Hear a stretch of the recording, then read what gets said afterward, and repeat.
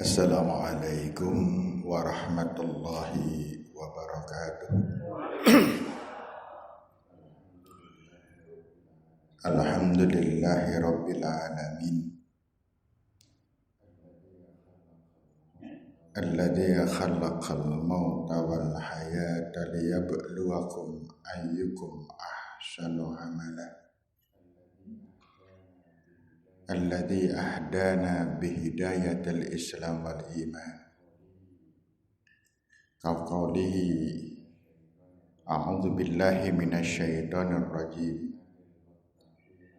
Inna lil muttaqina mafaza hadaiqa wa anaba wa kawa'iba taraba wa ka'san dihaqa la yasma'una fiha lagwaw wa la kidzaba jazaa'an min rabbika 'ata'an hisaba.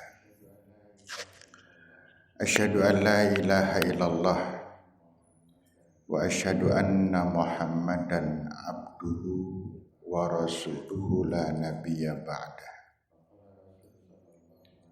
Faqala Rasul sallallahu alaihi wasallam ittaqillaha haitsu ma kunta wa atbi'is sayyi'atal hasanata tamhuha wa khaliqin nas bi khuluqin hasanin. Rabbi shrah li sadri wa yassir li amri wahlul 'uqdatam min lisani yafqahu qawli wa ba'd.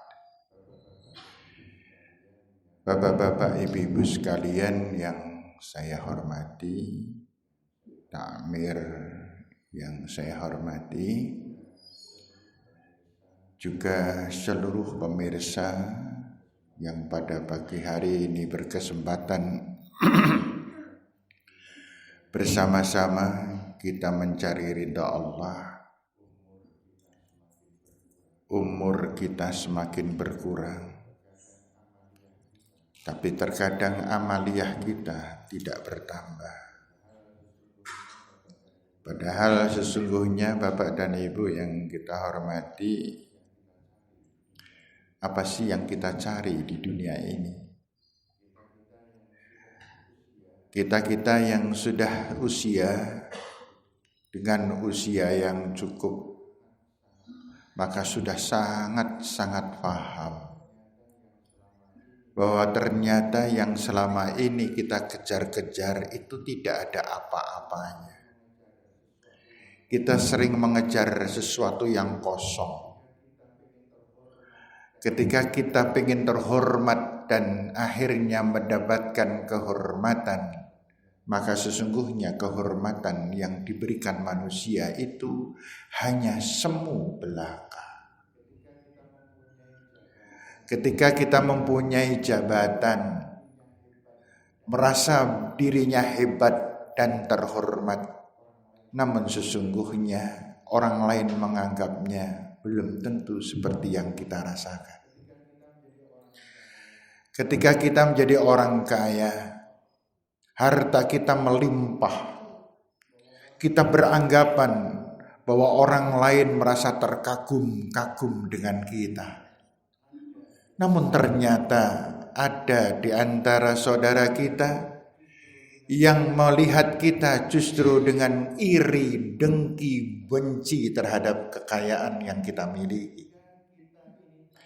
Ketika kita ini tampan, orang menganggap dan kita sendiri menganggap bahwa semua orang, semua wanita akan terkagum-kagum dengan kita. Namun ternyata banyak wanita yang membatin di dalam dirinya itu orang sombong.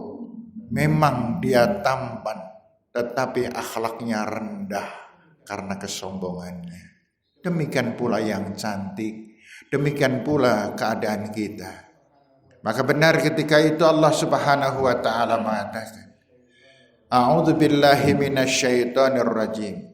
Innamal hayatud dunya la'ibun wa lahwun wa zinah wa takatsur wa tafakhur bil amwali wal aulad.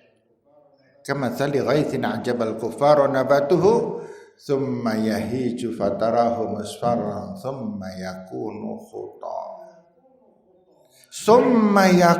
khutama. Semua yang dibangga-banggakan ternyata itu permainan-permainan semata. Bohong-bohongan, tipu-tipuan, oncor-oncoran. Namun pada akhirnya semuanya itu adalah khutama, tidak ada apa-apanya. Ketika kita sudah menghadap Allah Subhanahu wa taala, demi Allah semua ditinggal oleh kita. Kecantikan itu tiada guna, kekayaan itu tiada guna, pangkat itu tidak ada artinya, dan lain sebagainya. Maka kemudian bapak-bapak dan ibu-ibu yang saya hormati, topik pada kesempatan pagi hari ini sengaja kita mengambil sesuatu yang serba nisbi, yaitu dengan topik surga dunia. Menilik dari kepangandikan seorang ulama besar, yaitu Ibnu Taimiyah. Beliau pernah mengatakan, la yadkhulul jannah, tidak akan masuk surga. Tidak akan ada orang yang bisa masuk surga. Hatta dakhaluha fid dunya, kecuali kalau dia pernah merasakan nikmat surganya dunia. Jangan tergesa-gesa bapak-bapak, ibu-ibu memahami pangandikan ini. Pangandikan ini bisa menjenggelekkan orang yang ngantuk. Nanti paham gak nih menjenggelekkan itu? Ini bahasa Belanda. Kenapa demikian? Beliau, ulama ini mengatakan tidak akan pernah bisa masuk surga kecuali orang yang pernah menikmati surga di dunia. Apa artinya bapak-bapak sekalian? Artinya bahwa apapun yang ada di dunia ini harus bisa dinikmati. Maka semboyan kita semuanya adalah dua kalimat yang selalu kita perjuangkan terus-menerus. Yang harus selalu kita jadikan semboyan dalam hidup kita. Dengan semboyan tersebut adalah yang pertama, syukur kita kepada Allah. Orang yang bersyukur adalah orang yang bisa menikmati semuanya. Bersyukur yang bagaimana? Bersyukur yang dilandasi dengan kesabaran. Sehingga Rasul sallallahu alaihi wasallam mengatakan, ajaban li amril mu'min. Orang beriman itu tanda khasnya adalah ajaib. Orang yang ajaib itu orang yang beriman. Orang yang beriman itu dokdeng. Khasnya di situ. Ini harus waspadai bapak-bapak sekalian dan ibu-ibu. Buan-buan kita ngaku orang beriman tapi kita ternyata lemah. Sehingga Rasulullah SAW mengatakan, in asabahu khairun itma'anna bih. Ketika dia mendapatkan yang terbaik, dia mempunyai ketenangan dan kebahagiaan. Namun ketika dia mendapatkan musibah dan tantangan, dia sangat berserah diri kepada Allah, sabar, tegar, dan akhirnya kemalangan, musibah, sakit itulah yang menyebabkan mengapa dia mendapatkan kenikmatan dan kebahagiaan. Bapak-bapak, ibu-ibu, para pemirsa dimanapun berada, Masya Allah. Karena itu akan menjadikan semboyan buat kita. Silahkan bapak-bapak dan ibu-ibu membanggakan apapun, tapi itu tiada artinya kalau kita belum bisa menikmati apa yang kita miliki dan apa yang kita lakukan. Dulu Bapak, Ibu, saya pernah memberikan sebuah permisalan. Sebuah permisalan. Kalau Bapak dan ini hanya mengulang untuk mengantarkan materinya agak mudah. Kalau Bapak dan Ibu membeli makanan yang harganya sekitar 1.500 atau 2.000, bagaimana cara Bapak Ibu menikmatinya? Bapak dan Ibu, panjenengan beli tempe kemul. Ada di antara panjenengan lendahar dewe-dewe eman-eman? Ojo cepet entek? Tidak. Saya kalau makan tempe kemul itu kira-kira ming 3 emplokan nih. Satu jadi 3 potong. Gitu. Ya maksud saya tempe kemul yang tidak gede, kan ada tempe kemul sing kaya tampah. Gitu. Kenapa demikian? Karena harganya murah. Semakin murah sesuatu, semakin tidak kita hargai. Semakin murah makanan, semakin kita tidak eman-eman. Namun Bapak dan Ibu, yuk, ini hanya contoh, hanya misal. Sayang nih HP saya ketinggalan, saya rotok kelabaan tadi, HP saya ketinggalan. Karena di dalam HP itu kan materi-materi pengajian semuanya Bapak dan Ibu. Bapak dan Ibu yang saya hormati, kita membeli makanan, katakanlah roti, katakanlah kue. Besarnya, saya maksudnya HP ketinggalan kok rugi itu karena nggak bisa gue contoh gitu loh. Kalau HP kan gampang, terpaksa pakai tangan aja lah. Panjenengan membeli kue sepotong sekian ini Bapak Ibu. Dikemas bagus banget. Kemudian panjenengan disodori makanan itu. Panjenengan tidak tahu nilai dan harga makanan tersebut. Bagaimana cara makannya? Maka kita akan mengambil sendok yang besar, kemudian kita makan, kita bagi 2, kemudian dimplok, selesai. Tetapi kalau kita mengetahui sebenarnya kue ini harganya berapa, baru kita merasakan yang berbeda. Sesungguhnya sesuatu itu akan bagaimana kita menikmati dan merasakannya kalau kita mengetahui dan memahami akan hal dan sesuatu tersebut. Kalau tidak paham, kita tidak bisa menilai dan menghargainya. Ternyata roti yang saya maksudkan itu 1 potong harganya nggak main-main, 400.000. Sepotong sekian itu harganya 400.000. Ini kalau sing kaya ya ora pati ya sih. Nek saya Pak, ndelok aja wis mendeli Pak. Nek perlu kecolongan omong, edan. Kan gitu Pak.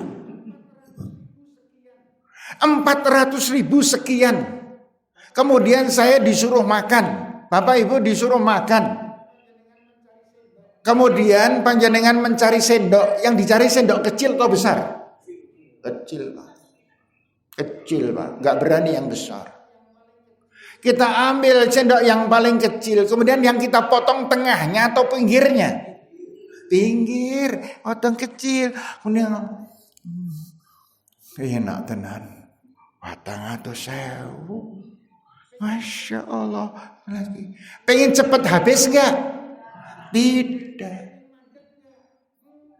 Pengen mandek enggak? Enggak. Kenapa? Harganya mahal, semakin terasa nikmat. Bapak Ibu, Ini surga dunia. Surga yang mana? Surga yang sudah kita ketahui apa, mengapa, maka jadilah rasa yang kita bisa rasakan. Bapak Ibu, tahukah panjenengan bahwa menengok orang sakit itu harganya luar biasa mahalnya? Didoakan 70.000 malaikat. Dan Rasulullah SAW mengatakan dalam hadis qudsi, sampai-sampai, wahai umatku, kenapa engkau tidak menengokku ketika aku sakit? Allah sendiri yang mengatakan. Para sahabat bertanya, menengok Allah itu bagaimana caranya ya Rasulullah? Rasulullah SAW kemudian mengatakan, ketika kita besuk orang sakit, maka kita sedang berkunjung kepada Allah dengan keridhaan, maghfirah dan rahmahnya. Maka orang yang ketika melihat dan mengunjungi orang sakit tidak paham tentang hal itu, apa yang terjadi? Dia sembarangan, dia jalan asal, dia mengatakan kemudian bahkan ada ada yang kemudian mengeluarkan amplop kosong dan setelah itu diisi, kemudian dia mengisi dengan uang yang kecil. Kenapa? Paling-paling orang ngerti ora, kan menggunjung rombongan. Astaghfirullahaladzim. Gitu. Kemudian dia membawa amplop itu. Dia memberikan amplop itu nanti bareng-bareng karo kancane. Men be amplop yang orang perlu dingerteni. Demikian pula takziah. Demikian pula hal-hal yang lain. Bapak dan Ibu, jangan main-main. Inahsantum diangkusikum. Kalau kita berbuat yang terbaik, maka kembalinya kepada diri kita. Bapak dan Ibu, panjenengan paham? Sudah paham mestinya? Sholat qobliyah subuh itu harganya berapa? Iya kan? Maka orang yang tahu mahalnya qobliyah subuh, demi Allah pasti akan menikmati dengan sesungguhnya. Dan kata menikmati namanya khusyuk, namanya tuma'ninah, namanya dilakukan dengan ittaqillaha haqqa tuqatih. Ittaqullaha haqqa tuqatih, dengan sungguh-sungguh. Bapak Ibu paham? Panjenengan rawuh di pengajian ini harganya berapa? Allahu Akbar. Panjenengan kelak di akhirat, kita semuanya kelak di akhirat akan menikmati semua ini. Namun sebesar apa kenikmatan yang akan kita nikmati besok di akhirat sangat tergantung seberapa nikmat kita menikmati ketika melakukannya. Kata nikmat bisa diterjemahkan ikhlas. Kata nikmat bisa diterjemahkan dengan semangat. Kata nikmat bisa diterjemahkan dengan istiqamah. Kata nikmat bisa diterjemahkan dengan penuh tanggung jawab. Nikmat itu namanya konotasinya surga. Nikmat itu surga. Maka siapa yang bisa menikmati sholat, maka dia sedang menikmati surga dunia. Siapa yang bisa menikmati ketika dia menolong dan mampu mendapatkan kesempatan sedekah, menolong orang lain, berbuat baik kepada istri, berbuat baik kepada suami, berbuat baik kepada anak, bisa mengeluarkan uang sekian ratus ribu atau juta untuk biaya anak dengan penuh ikhlas, penuh semangat, penuh kenikmatan, dia yang akan mendapatkan kenikmatan di akhir. Nah sekarang Bapak dan Ibu, yuk ini koreksi untuk bersama. Seberapa nikmat sholat panjenengan? Ya segitu itu kenikmatan di akhirat. Seberapa semangat nikmat yang kita dapatkan ketika kita bisa bersedekah menolong orang lain dan kita tidak marah ketika ada orang yang marah pada kita. Ketika kita bisa menikmati bahwa saya tidak mendendam dengan sakit hati, dengan penghinaan, dengan pelecehan yang orang itu sampaikan kepada saya, maka itulah kenikmatan.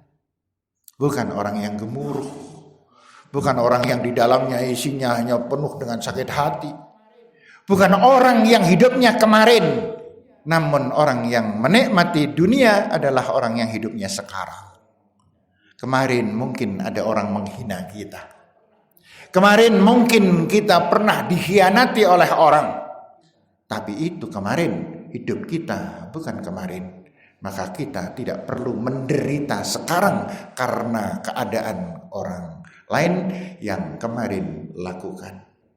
Sekarang inilah hidup yang ada kita miliki. Sekarang dalam kondisi macam apa? Kondisi kita sedang disuruh bersabar kepada Allah Subhanahu wa taala. Covid tidak kunjung reda. Malah saya mumbul-mumbul katanya.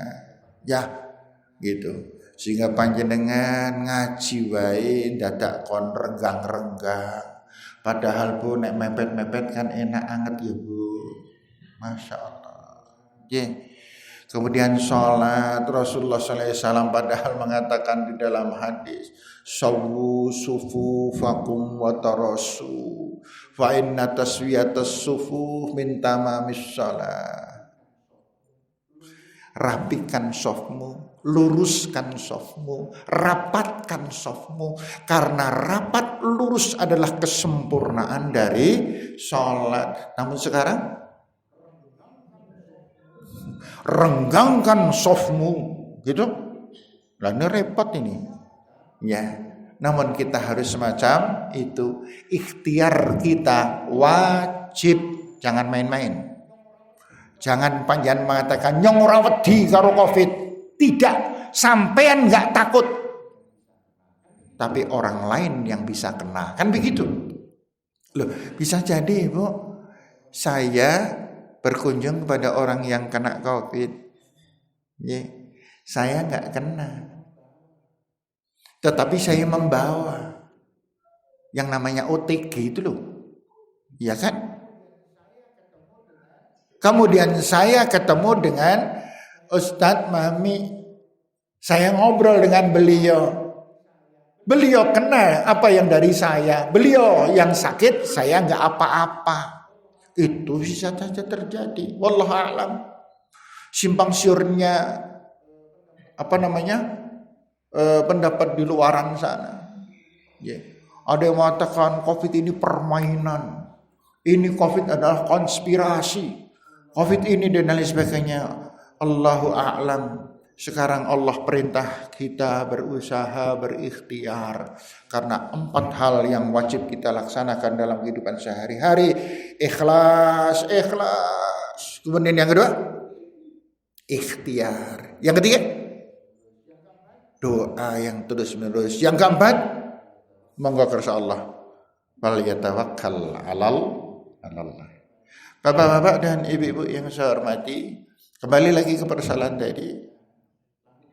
Apa yang harus kita lakukan di dalam dunia? Pemahaman-pemahaman. Di antaranya adalah Allah Subhanahu wa taala mengatakan di dalam surat An-Nisa, nanti bisa dipelajari lebih lanjut di dalam surat An-Nisa ayat 134. A'udzubillahi minasyaitonir rajim.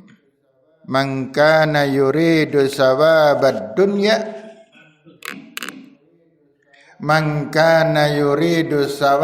dunya barang siapa yang menginginkan kekayaan, kenikmatan dunia,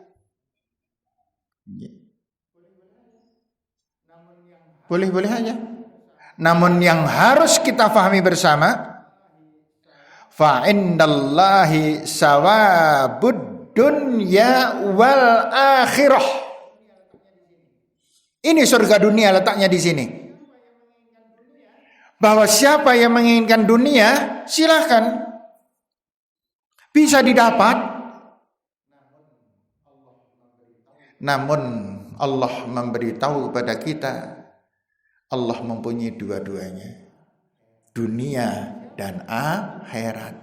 Siapa yang menginginkan kenikmatan dunia, silahkan cari kenikmatan dunia, tapi